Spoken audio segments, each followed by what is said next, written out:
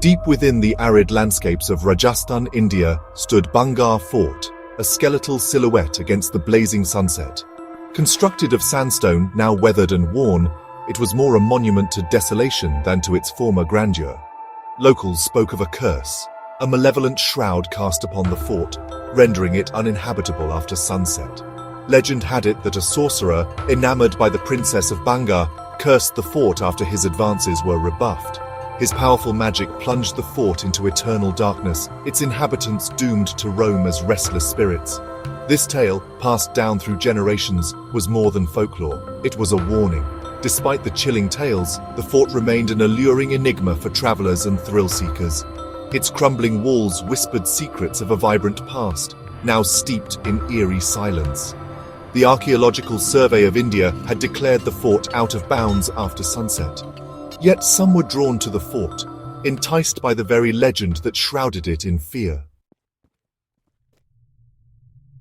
Vikram, a thrill-seeking photographer always up for a challenge, convinced his friends to join him on an adventure. There was Anika, the history enthusiast, eager to unravel the mysteries of Bhangarh's past. Completing their group was Deepak, the skeptic, his doubts masked by a facade of bravado. Their plan was simple: enter the fort just before nightfall, experience the transition, and capture the essence of Bhangarh's ghostly reputation through Vikram's lens. They were aware of the warnings, the locals' fearful whispers, but dismissed them as mere superstition. Armed with flashlights and skepticism, they ventured into the heart of the fort as the sun began its final descent. The air grew heavy with anticipation as they crossed the main gate, its once majestic archway now cracked and crumbling. A strange stillness hung in the air, broken only by the rustling of leaves and their own echoing footsteps. The fort seemed to watch their every move, its shadow stretching towards them like grasping claws. Within the fort's walls, time seemed to stand still. The remnants of a marketplace, a palace, and several temples painted a picture of a once thriving community, now reclaimed by nature. As they moved deeper, Anika regaled them with tales of the fort's glorious past, followed by its swift and inexplicable demise. They reached the royal palace, its crumbling facade adorned with intricate carvings. The setting sun cast long, eerie shadows that danced across the walls, taking on menacing forms in their imagination. Vikram, captivated by the play of light and shadow, began snapping away, his camera clicking like a metronome in the unsettling silence. Deepak, trying to mask his growing unease, pointed out logical explanations for the fort's decay, attributing it to natural elements and the passage of time. However, even his skepticism wavered as a cold draft swept through the palace courtyard, sending shivers down their spines. As dusk settled, the fort transformed. The air grew dense, charged with an unnatural electricity that made their skin crawl. They pressed on, their voices hushed in the growing darkness, the oppressive silence amplifying every rustle and creak. It was in the temple courtyard that they first felt it, an unseen presence, an unexplainable chill, a feeling of being watched by unseen eyes. Vikram swore he saw a fleeting shadow vanish around a corner, but when they investigated, they found nothing. Then came the sound, a faint melody, melancholic and haunting, drifting from the depths of the fort. It was a sound that sent shivers down their spines, a sound that spoke of sorrow and despair. Deepak's skepticism finally crumbled, replaced by a gnawing fear he couldn't ignore. Section 5. A ghastly revelation. Drawn by the mournful melody, they stumbled upon a hidden chamber, its entrance concealed behind a tapestry of cobwebs. As they stepped inside, a musty odor assaulted their senses, the air thick with the weight of centuries. The room was dimly lit by a single opening in the ceiling, through which a sliver of moonlight poured in. In the center of the chamber lay a stone pedestal, upon which rested an ancient book, its leather cover brittle with age. As Anika reached out to touch it, a blood-curdling scream pierced the silence. It was Vikram, his face contorted in terror, his trembling finger pointing towards a dark corner of the room.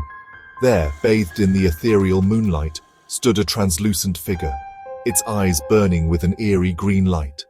The figure was humanoid, Yet there was something inherently unsettling about its form, its edges blurring as if it were struggling to maintain its hold on the physical realm. Panic seized the group. The eerie melody intensified, swirling around them like a malevolent wind. Vikram, dropping his camera in his haste, was the first to bolt, his fear echoing in his panicked cries. Anika and Deepak, momentarily paralyzed by the ghostly apparition, hesitated for a heartbeat too long. The ghostly figure, with a guttural growl that seemed to shake the very foundations of the fort, drifted towards them. Its ethereal hand stretched out, its touch promising an icy embrace. Adrenaline surged through their veins, snapping them out of their terror.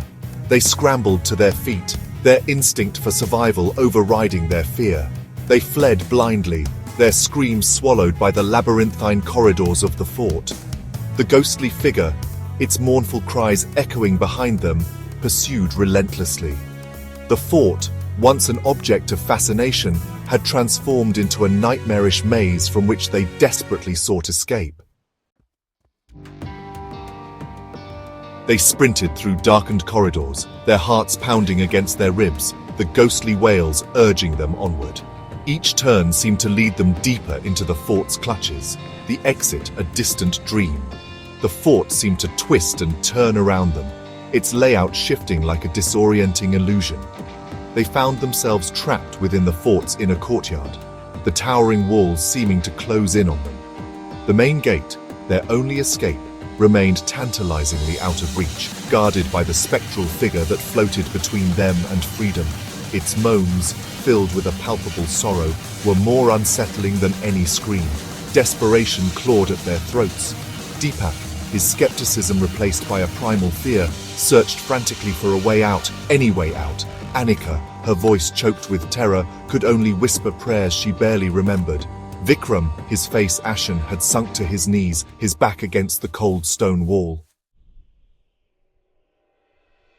As the ghostly figure drifted closer, its form shimmering under the moonlit sky, Deepak noticed a small, almost invisible door hidden in the shadows of the courtyard wall. With renewed hope, he grabbed his friends, pulling them towards this last chance at escape.